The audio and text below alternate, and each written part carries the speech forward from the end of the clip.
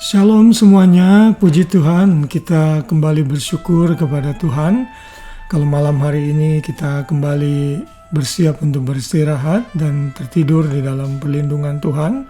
Setelah sepanjang hari kita melakukan banyak aktivitas, mungkin kita bisa bekerja, lalu mengerjakan pekerjaan rumah, mengurus anak, suami, dan sebagainya. Kita bersyukur kalau Tuhan terus menjaga kita, memelihara kita, dan ya Tuhan yang tidak pernah meninggalkan kita. Haleluya. Renungan malam pada hari ini diambil dari ayat hafalan yang tidak terlalu panjang, yaitu dari kitab terakhir di dalam Alkitab kita, yaitu kitab Wahyu yang ditulis oleh Rasul Yohanes pada saat ia diasingkan di Pulau Patmos. Kita akan membaca bagian terakhir, pasal terakhir di dalam kitab Wahyu ini, yaitu Wahyu pasal 22 ayat yang ketiga. Firman Tuhan berbunyi demikian.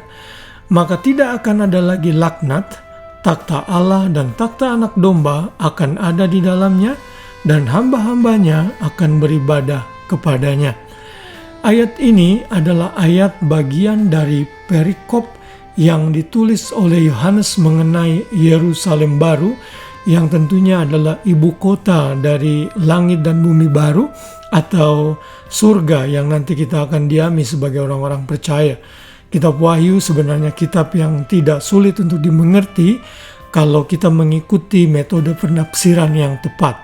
Intinya, kitab Wahyu terutama pasal 22 ini belum terjadi, karena ini akan terjadi di masa depan setelah 7 tahun masa tribulasi, pada saat Antikris dan pengikut-pengikutnya dan semua orang yang menolak Kristus dihancurkan dalam kedatangan Kristus yang kedua kali di pasal 19.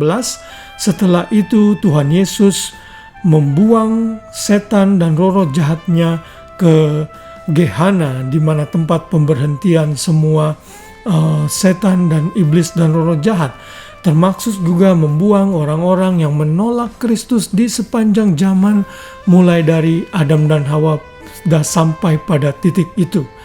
Dan setelah itu Tuhan membuat langit dan bumi baru dan menjadikan Yerusalem sebagai ibu kotanya.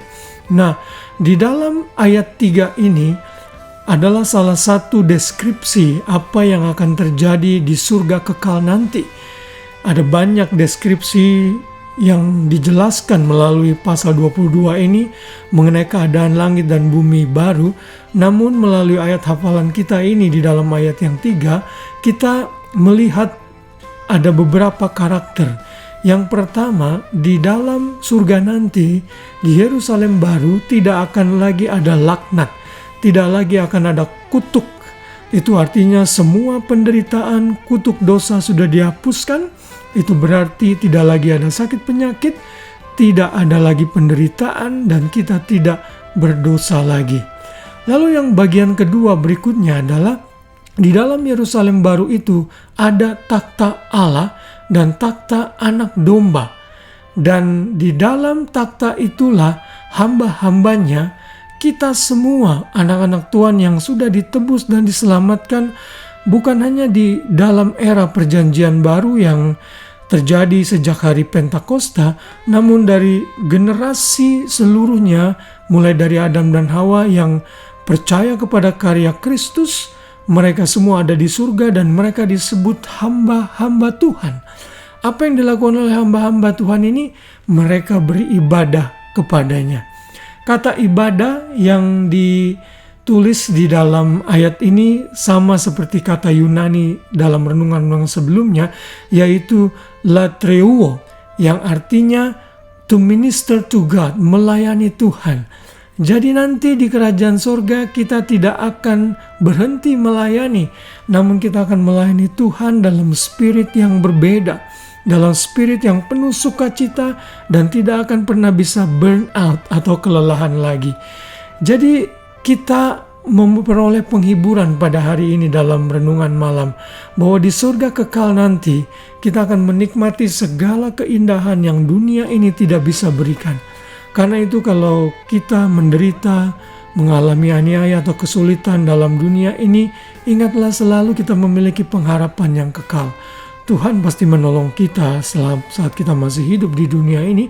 Namun saat semuanya berakhir, saat Kristus datang, kita akan sama-sama menyembah Tuhan di surga kekal. Tidak akan ada lagi penderitaan, kita akan hidup bahagia selamanya.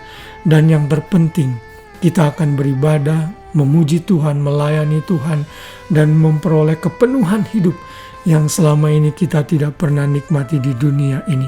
Karena itu selama di dunia ini mari latihan beribadah, mari latihan melayani. Kalau engkau punya karunia rohani, punya talenta yang Tuhan berikan, gunakan itu untuk kemuliaan Tuhan. Karena nanti di surga kekal kita akan melayani Tuhan selama-lamanya.